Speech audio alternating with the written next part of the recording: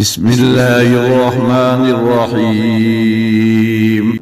وإذ أخذنا ميثاق بني إسرائيل لا تعبدون إلا الله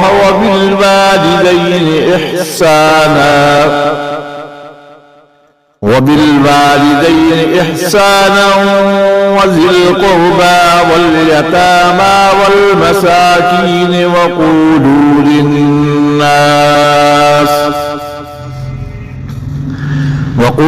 للناس حسنا وأقيموا الصلاة وآتوا الزكاة ثم توليتم إلا قليلا منكم وأنتم معرضون.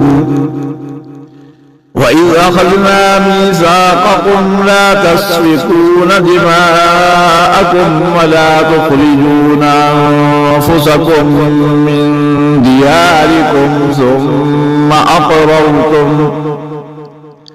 ثم أقررتم وأنتم تشهدون.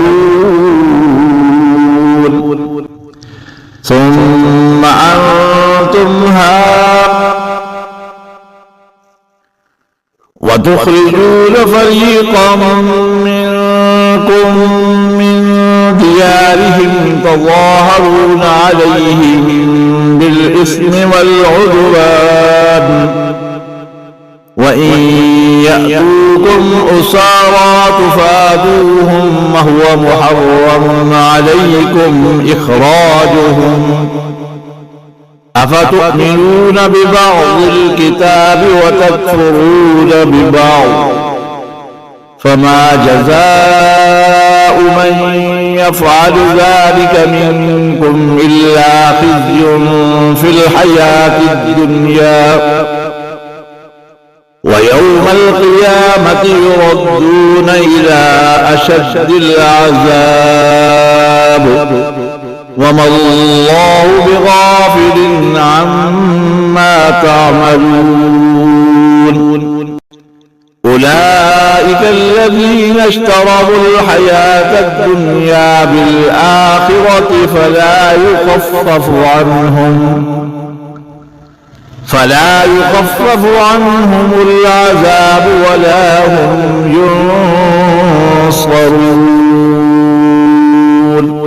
ولقد آتينا موسى الكتاب وقفينا من بعده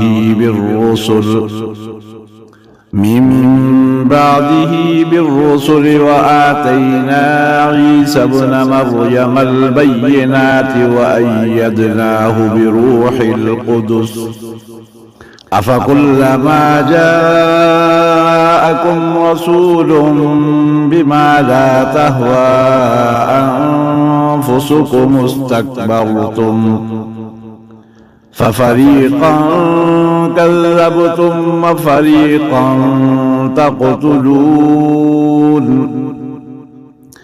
وقالوا قلوبنا غلف بل لعنهم الله بكفرهم فقليلا ما يؤمنون. ولما جاءهم كتاب من عند الله مصدق لما معهم وكانوا من قبل يستفتحون على الذين كفروا فلما جاءهم ما عرفوا كفروا به فلعنة الله على الكافرين.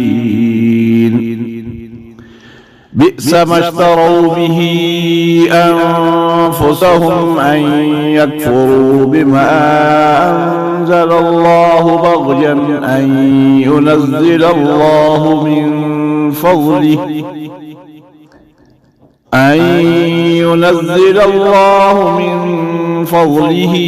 على من يشاء من عباده فباءوا بغضب على غضب وللكافرين عذاب مهين.